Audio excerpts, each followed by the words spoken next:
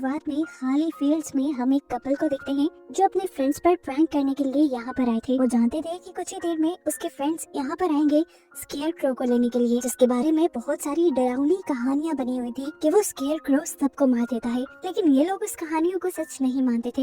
ये दोनों तो यहाँ पर कुछ डरावने मास्क भी लेकर आए हुए थे जिनसे इन्होंने अपने फ्रेंड्स को डराने का प्लान किया हुआ था। पहले ही अपने पीछे बने स्केयर क्रो को देखते हैं, फिर पास बने एक शेड में चले जाते हैं। अपने बनाए प्लान के मुताबिक वो सबको डराने के लिए शेड के ऊपर जाना चाहते थे एक लकड़ी की पुरानी सीढ़ी की मदद से, लेकिन वो सीढ़ी टूट गई। ये दोनों नीचे गिर गए, वो भी बहुत बुरी तरह से कि नीचे वुडन फ्लोर भी टूट गया और फ्लोर के प्लैंक्स जाकर लड़की की टांग में धंस गए। खून पानी की तरह बह रहा था।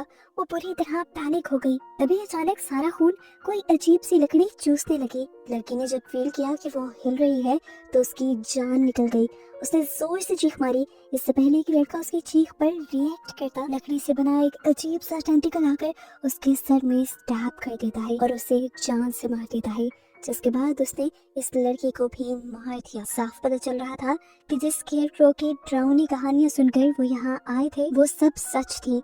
पहले किसी ने उसे इस शेड में कैद किया था, पर इनके गिरने की वजह से वो स्केयर क्रो अब आजाद हो गया। थोड़ी देर बाद अब वो ग्रुप भी आ जाता है जिनको डराने के लिए ये लोग पहले यहाँ आए थे। पता चलता है कि यहाँ पे एक स्केयर क्रो फेस्टिवल बनाया जाता है। पहले वो इन फील्ड्स में मनाया जाता था, पर अब ये फील्ड्स बिक जाने की वजह से ये फेस्टिवल इस मरतबा शहर में मनाया जाएगा। लेकिन इन्होंने प्लान किया कि स्केयर क्रो इसी फील्ड्स का लेकर जाएंगे। एक स्टूडेंट ने प्रोफेसर से पूछा कि मैंने सुना है वो स्केयर क्रो जान ले लेता है लोगों की। तो प्रोफेसर ने कहा ये सब कहानियां हैं, चलो आओ अपना काम करें। एरन ने अपनी एक दोस्त को भी यहाँ बुलाया हुआ था जिनकी ये फील्ड्स थी। क्रिस्टन ने यहाँ पर अपने दूसरे दोस्त एटी को भी यहाँ बुलाया हुआ था। यानी उन 5-6 लोगों के यूनिवर्सिटी वाले ग्रुप के अलावा भी यहाँ और लोग थे। ये लोग बातें कर रहे होते हैं कि अचानक एरन को उसके एक स्टूडेंट की चीखने की आवाज आती है। जाकर उन्होंने देखा तो उसके दोस्तों ने प्रैंक करने के लिए उसे स्केयर क्रो से बांध दिया था। लेकिन अब प्रैंक करने वाले दोनों दोस्त मिल नहीं रहे थे। अभी एरन अपने स्टूडेंट्स के साथ मिलकर उसे फ्री करवा रहा था कि एकदम से उसकी स्टूडेंट बेथ को किसी ने खींच लिया। वो तेजी से पीछे की तरफ बढ़ रही थी। एरन उसे पकड़ने के लिए गया और पीछे से अपने स्टूडेंट्स को कहकर गया यहाँ से कहीं मत जाना। लेकिन इन स्टूडेंट्स ने बात नहीं मानी और वो कहीं और चला गया। यहाँ पे देखा कि बेथ को तो क्रिस्टन ने पकड़कर बचा लिया था, लेकिन अब क्रिस्टन को ही कोई खींचने लगा। एरन ने क्रिस्टन का हाथ पकड़कर उसे बहुत मुश्किलों से बचाया और भागकर ये लोग स्केयर क्रो के पास आए जहाँ पर बाकी लोग थे। यहाँ से केल्विन गायब था। ये लोग आगे बढ़े तो इन्हें केल्विन भी गिरा हुआ मिला। उसे उठाकर ये लोग भागकर फील्ड से बाहर निकल आए। फील्ड से बाहर निकलकर ये लोग एक शेड में आ गए और इन्होंने दरवाजा बंद कर लिया। इन्हें लगा कि शायद मुसीबत टल गई है, लेकिन ऐसा नहीं था। कोई पीछे से जोर जोर से दरवाजा बैंग करने लगा। इन्होंने अब दरवाजे और खिड़कियां सील करने का सोचा। इससे पहले कि यहाँ से कुछ चीजें उठाकर वो सील कर पाते, खिड़की के ऊपर इनकी एक साथी का कटा हुआ जिस्म लटक जाता है। यानी किसी ने उसका मर्डर कर दिया था और उसका सर काट के उसकी बॉडी को यहाँ लटका दिया था। उसे देखकर सबका डर से बुरा हाल हो जाता है। सब शॉक में रह जाते हैं। इससे पहले कि आगे जाकर उस बॉडी के साथ कुछ करते, उसी बॉडी को कोई खींच कर ले गया। सभी की हालत डर से बहुत ज्यादा खराब हो चुकी थी। इन लोगों ने खिड़कियों को सील करने का काम जारी रखा और क्रिस्टन के फोन से पुलिस को कॉल करने की कोशिश की, लेकिन यहाँ पर सिग्नल्स भी नहीं थे। केविन अपने बचाव के लिए यहाँ पर चीजें ढूंढने लगा। उसे एक गन, एक गोली के साथ और मिट्टी का तेल मिल गया जिसे वो अपने बचाव के लिए इस्तेमाल कर सकते थे। अब सब यही सोचने में लग गए थे कि आखिर उनके पीछे पड़ कौन गया है। एक लड़की कहती है स्केयर क्रो, क्योंकि स्केयर क्रो की वजह से ही इस जगह को बहुत ज्यादा हॉन्टेड समझा जाता है। क्या पता वो कहानियां सच हो जो इन्होंने सुनी हुई हो, लेकिन एरन इसमें तो अभी कहता है कि ये सब बकवास है। हो सकता है जिसने इन सबको मारा वो कोई एक जानवर हो, कोई जंगली जानवर। बेथ और क्रिश्चियन जिसको उस अजीब सी एंटिटी ने खींचा था, उसका हुलिया उन्होंने केल्विन को बताया और केल्विन ने स्केच किया तो ये लोग बुरी तरह डर गए। वो बिल्कुल स्केयर क्रो की तरह दिख रहा था और ज्यादा किसी घोस्ट की तरह लग रहा था। स्केच बना देखने के बाद तो बेथ की हालत ज्यादा खराब होने लगी थी। उसने सोचा कि दिन में अगर ये हाल है तो रात में तो वो हमें नहीं छोड़ेगा, उसकी पावर्स भी तो ज्यादा हो जाएंगी। बेथ इन सब लोगों से कहती है कि हमारे यहाँ से निकलना ही बेहतर है, लेकिन ये निकलते कैसे?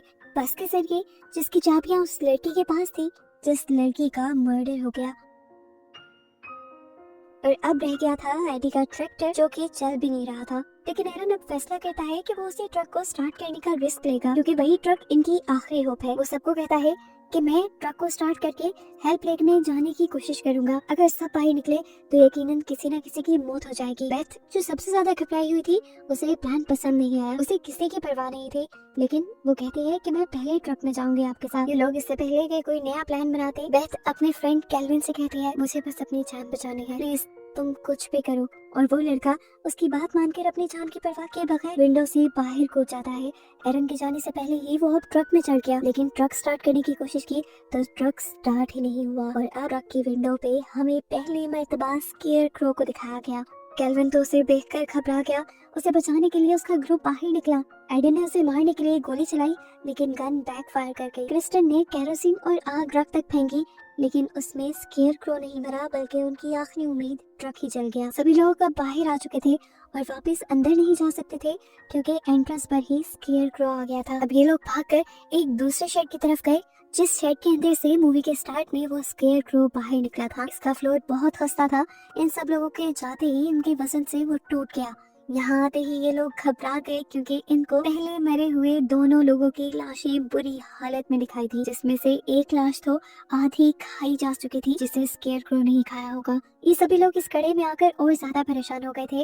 वो समझ गए थे कि स्केयर क्रो को यही बंद किया गया होगा, और अगर वो यही रहे तो बड़ी आसानी से स्केयर क्रो का शिकार बन सकते हैं। इसलिए इन्होंने फैसला किया कि ये लोग वापस ऊपर जाएंगे। एक लकड़ी के साथ रस्सी बांधकर इन्होंने ऊपर की तरफ फंसाई और उसके जरिए ऊपर चढ़ने लगे, और फिर उसी रस्सी के सहारे एक एक करके ये सभी लोग बाहर निकल आए। पास से गुजरता हुआ पुलिस ऑफिसर उनके ट्रक को जलता देखकर इन्हीं फील्ड्स के अंदर आ जाता है, चेक करने के लिए कि आखिर यहाँ चल क्या रहा है। इन लोगों ने ऑफिसर को देख लिया। ये लोग ऑफिसर को वार्न करने के लिए वेपन्स लेकर बाहर निकल आते हैं, लेकिन तब तक देर हो चुकी थी। स्केयर क्रो नीचे जमीन से निकल आया था। ऑफिसर भी उसे देखकर डर गया और उसने फौरन अपनी गन निकाल कर स्केयर क्रो को शूट करने की कोशिश की और जल्दी से सामने वाले शेड में चला गया। स्केयर क्रो भी उसके पीछे गया और बस फिर ऑफिसर की चीखें ही सुनाई थी। ऑफिसर के मरने का इनको दुख तो था, लेकिन पॉजिटिव चीज ये हुई थी कि वो ऑफिसर कार पे था, जिसके कार को लेकर ये लोग यहाँ से भाग सकते थे। अब कार की चाबी ऑफिसर की जेब में हो सकती थी, जिन्हें लेने के लिए ये भी शेड के अंदर आ जाते हैं। खैर अंदर जाकर इन्होंने ऑफिसर की जेब से चाबी तो ले ली, लेकिन पीछे से दीवार को क्रॉस करते हुए उस स्केयर क्रो ने क्रिस्टन के मुंह को जकड़ लिया। उसके लकड़ी जैसे टेंटिकल उसके पूरे मुंह पे थे। क्रिस्टन को बचाने के लिए एक लड़का अपनी शॉटगन लेकर यहाँ आया और उसने धड़ाधड़ स्केयर क्रो पर गोलियां चला दी, ये जाने बगैर कि इन गोलियों से उसका कुछ बिगड़ने वाला नहीं था। उल्टा बस इस लड़के ने स्केयर क्रो के गुस्से को ललकार दिया था और स्केयर क्रो ने अब उसे ही जान से मार डाला। अब अपनी जान बचाते हुए ये 5 बचे हुए लोग जाकर कार में बैठ गए और उन्होंने यहाँ से निकलने की कोशिश की, लेकिन स्केयर क्रो अब इनकी कार के सामने आ गया। एडी ने होशियारी दिखाने की कोशिश की और इस स्केयर क्रो को अपनी कार के नीचे कुचलने का फैसला किया, लेकिन जैसे ही ऐसे किया तो स्केयर क्रो ने इनकी गाड़ी साइड पे कर दी और गाड़ी इनकी दरख्त से टकराकर खराब हो गई। इनका फ्यूल टैंक भी अब लीक होने लगा था। एडी जो ड्राइव कर रहा था उसकी हालत बहुत खराब थी, उसे बुरी चोट आई थी। क्रिस्टन अपनी शर्ट उतार कर देती है उसका ब्लड रोकने के लिए और एरन उसकी शर्ट से एडी को पट्टी बांध देता है। इन्हें अभी भी कहीं ना कहीं लग रहा था कि इन्होंने स्केयर क्रो को मार दिया, लेकिन ऐसा नहीं था। अचानक से स्केयर क्रो ने आकर पीछे से क्रिस्टन को पकड़ लिया। अगर इन्हें स्केयर क्रो से बचना था तो इस कार से निकलकर भागना था, लेकिन एडी कैसे भागता? एडी तो जख्मी था। अब उसने अपने आप की कुर्बानी देकर सबको बचाने का फैसला किया। एडी ने अपने आप को कार से नीचे धकेल दिया और एकदम से स्केयर क्रो को पकड़कर वो कार के नीचे आकर उसने अपना लाइटर चला लिया। वहाँ पे पेट्रोल पहले ही लीक था। कार के साथ साथ एडी भी ब्लास्ट हो गया, लेकिन स्केयर क्रो मरा या नहीं ये कोई नहीं जानता था। इनमें से बेथ तो कुछ ज्यादा ही डरी हुई थी। भागकर पीछे देखे बगैर वो आगे आ गई। उसने ये भी नहीं देखा कि उसके साथ ही आ भी रही है कि नहीं। थोड़ी ही देर में एरन भी बाकी लोगों को लेकर वहां तक पहुंचा जहां पर बेथ थी। ये एक घर था। इन्होंने मदद मांगने के लिए दरवाजा नॉक किया, लेकिन कोई रिस्पॉन्स नहीं मिला। अंदर एक फोन भी नजर आ रहा था जिससे ये लोग मदद बुला भी सकते थे, इसीलिए क्रिस्टन ने दरवाजा तोड़ा और ये लोग अंदर आ गए। घर के दरवाजा तोड़ने की आवाज से घर का ओनर भागकर गन उठा लाया। वो इन्हें चोर समझ रहा था, लेकिन इन्होंने अपनी सारी कंडीशन बताई कि वो लोग तो यहाँ करीबी फील्ड से बच बचा कर पहुंचे हैं। क्रिस्टन इस आदमी को बताती भी है कि वो फील्ड्स उसी की हैं। क्रिस्टन जब अपने डैड के नाम बताती है तो ये आदमी उसे पहचान भी लेता है। क्रिस्टन ने उस बूढ़े आदमी को बताया कि अजीब सी कोई शैतानी चीज हमारे पीछे पड़ गई है। उसने हमारे कई साथियों को मार दिया है और वो अब हमारे पीछे है। बस इतना कहना था कि वो ओल्ड मैन सब समझ गया और उसने बताया कि वो सबके पीछे नहीं, बस तुम्हारे पीछे है क्रिस्टन।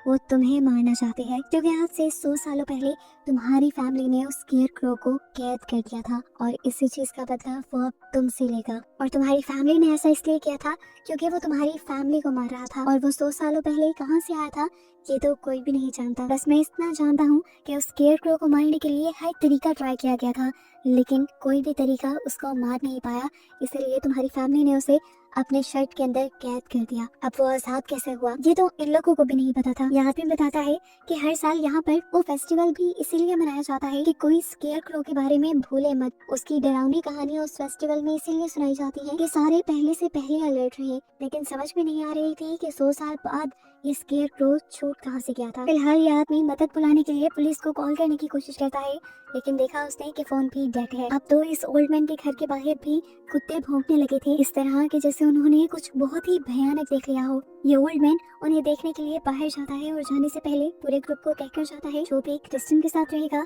वो मारा जाएगा। ये कहते ही वो बाहर चला गया। वो तो अपने डॉग्स को रिलैक्स करने गया था, पर क्या पता था बाहर जाते ही उसको उसकी मौत मिल जाएगी। जमीन के नीचे से अपना टेंटिकल निकाल कर स्केयर क्रो ने इसको भी मार डाला। इस आदमी की मौत से भी ये लोग डर गए। बेथ इस ओल्ड मैन की मौत से और भी ज्यादा घबरा गई। सबसे ज्यादा डरपोक शायद थी ही वो सबसे कहती है कि हम क्रिस्टियन को उस स्केयर क्रो के हवाले कर देते हैं, इससे हमारी जान बचाएगी, लेकिन पूरे ग्रुप ने ऐसा करने से मना कर दिया। तो बेथ ने खुद ही चाकू उठाया और बाहर चली गई। ये सब लोग अपनी जान बचाने के लिए ओल्ड मैन के ट्रैक्टर के जरिए यहाँ से भागने का प्लान करते हैं, लेकिन तभी उन्हें बेथ के चिल्लाने की आवाज आती है। उसकी मदद करने के लिए जब वो बाहर गए तो पता चला कि बेथ सिर्फ ड्रामा कर रही थी। उसने क्रिस्टियन को बाहर बुलाना था और बाहर बुलाते ही उसने क्रिस्टियन के गले पे चाकू रख दिया। उसने धमकी दी कि अगर किसी ने भी मेरे प्लान के अंदर आने की कोशिश की या क्रिस्टियन को बचाने की कोशिश की तो मैं क्रिस्टियन को ही मार डालूंगी।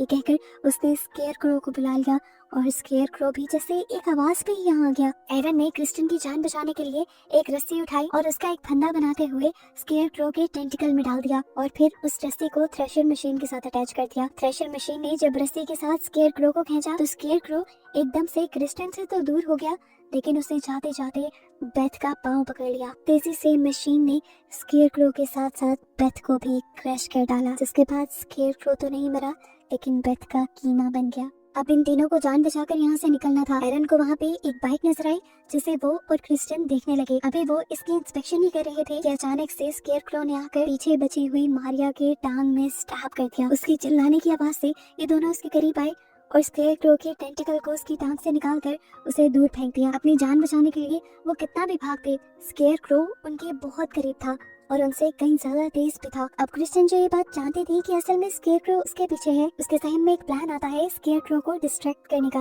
वो जल्दी से कैटल फार्म के अंदर जाती है और अपने हाथ पे बड़ा सा कट लगाकर अपने खून को सारी कैटल्स के ऊपर लगाकर उन सबको फ्री कर देती है। कैटल्स जैसे ही भागी तो उनके जिस्म पे लगे क्रिस्टियन की खून की बू भी फैल गई और ऐसे स्केयर क्रो उनके पीछे पड़ गया। इसी डिस्ट्रैक्शन के दौरान इन तीनों को मौका मिल गया यहाँ से भागने का। भागते भागते सुबह भी हो गई थी। एरन मारिया को अपनी पीठ पे लिए भाग रहा था। अभी नहीं लग रहा था कि ये लोग बच गए हैं, लेकिन ऐसा नहीं था। एकदम से इस टाइम पे उनके पीछे स्केयर क्रो आ जाता है और पीछे से ही मारिया के जिस्म में स्टैब कर देता है, जिससे मारिया वहीं पर मर जाती है और एरन जख्मी हो जाता है। अभी स्केयर क्रो मारिया को खाने में बिजी था कि एरन और क्रिस्टियन आगे की तरफ भाग गए। भागते भागते उन्हें एक क्रूज दिखा। ये काफी पुराना लग रहा था, लेकिन यहाँ से उन्हें मदद मिल सकती थी। इन्होंने उसके अंदर जाने का फैसला किया, लेकिन वहाँ जाके क्या देखा कि स्केयर क्रो उनसे पहले ही यहाँ आ चुका था। उसको देखकर इस मर्तबा एरन उससे डरा नहीं और उसे लेकर पानी में कूद गया। ये नजारा देखकर क्रिस्टियन फूट फूट के रोने लगी। उसे लगा था कि उसका दोस्त भी मारा गया, लेकिन अगले ही पल उसने देखा कि एरन तैरकर वापस क्रूज के अंदर आ गया था। उसे लगा कि अब फाइनली स्केयर क्रो से उसकी जान छूट गई, लेकिन अभी भी ये उसका वहम ही था, क्योंकि स्केयर क्रो ने पीछे से ही अपना टेंटिकल निकालकर एरन की बैक में स्टैब करते हुए उसे मार डाला और अब बस बची थी क्रिस्टियन। क्रिस्टियन अब गुस्से से आग बगोला हो चुकी थी। उससे और नहीं सही जा रही थी ये सारी चीजें। इतने मर्डर जो स्केयर क्रो कर चुका था, वो अब एक चाल चलती है। एक कुल्हाड़ी लेते हुए वो क्रूज के नीचे चली जाती है। स्केयर क्रो भी उसका पीछा करते हुए नीचे आया तो क्रिस्टियन फौरन ही आग लगाकर ऊपर की तरफ आ गई और उसने नीचे का रास्ता ही बंद कर दिया। उसने स्केयर क्रो को बंद कर दिया जिस तरह उसकी फैमिली ने किया था। उसकी फैमिली ने तो बस स्केयर क्रो को बंद ही किया था, इसने तो स्केयर क्रो के साथ साथ पूरे क्रूज को ही आग लगा दी और खुद बाहर आ गई। फाइनली वो अपनी जान बचाने में कामयाब हो गई थी, लेकिन ना जाने स्केयर क्रो मरा भी था या नहीं। इसी मिस्ट्री के साथ ये कहानी यहाँ खत्म हो जाती है।